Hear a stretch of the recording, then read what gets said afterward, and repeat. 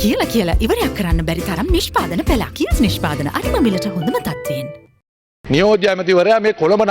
Deputy Minister, you spoke about local government institutions and used the word ruins. But who is collecting these so-called ruins? Who invited them to the President's office? Who is visiting their homes and asking for their votes in exchange for promises of positions? It was you. Not only independent groups, you also approached candidates from the SJB and UNP. When you do it, it is acceptable. But when we do it, it is not. It can't be that way.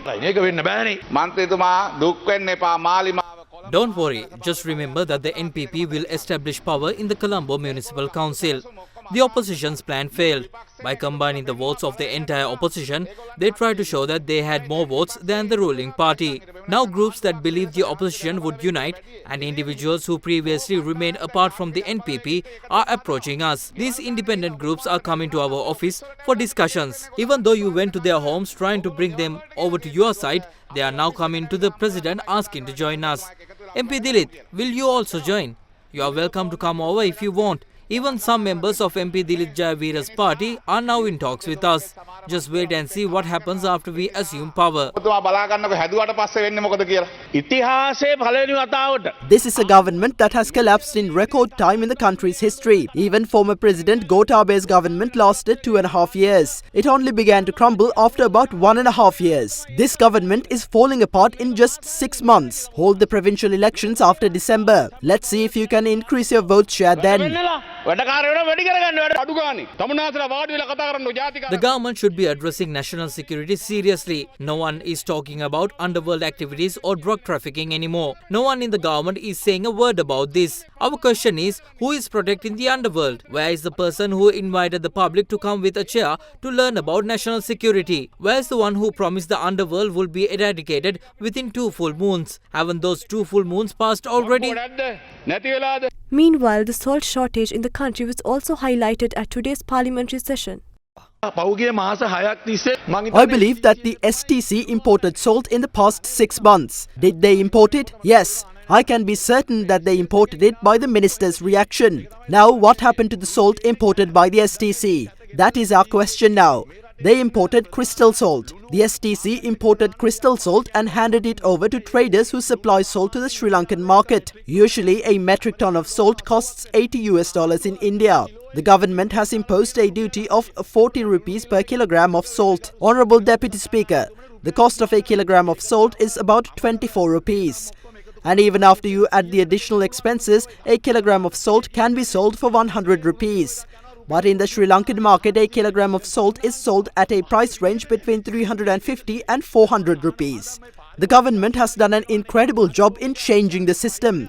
The Consumer Affairs Authority only rates small shops in Petta. I would like to challenge the Consumer Affairs Authority to search in Hambantota, Puttalam and the Salt Corporation to see if there's actually no salt. There is. They are hiding it to improve their private businesses. When the previous presidents carried out similar actions, the incumbent president used to criticize them. The statement made by MP Mujibur Rahman regarding the salt shortage is completely false. The Salt Producers Association met with us in December. They told us that they possess adequate manufacturing facilities and laborers and requested us to provide them with non-iodized salt so that it can be processed in the factories.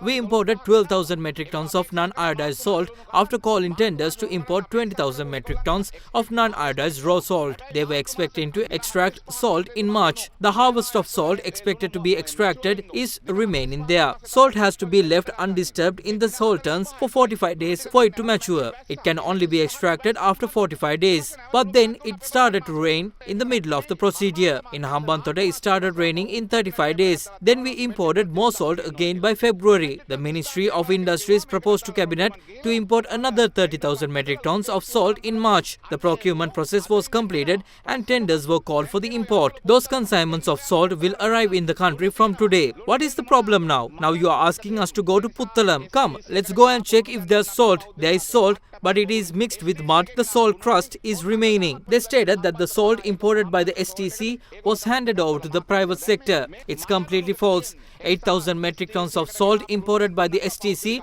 was handed over to the Hambantota salt turn, the salt and supplied it to the market. There's a mafia that is stealing the salt, packaging and selling it at a higher price for 300 rupees. But we have ended that mafia. 25 containers of salt have arrived at the port. Additionally, the salt imported by Lanka Salt Limited will start shipping tonight. Then the salt shortage will be resolved. The tsunami affected all the coastline of the country and all 4 of the sultans were flooded. But the country never ran out of salt. I would like to say that this salt shortage occurred because of the fraudulent actions of the government.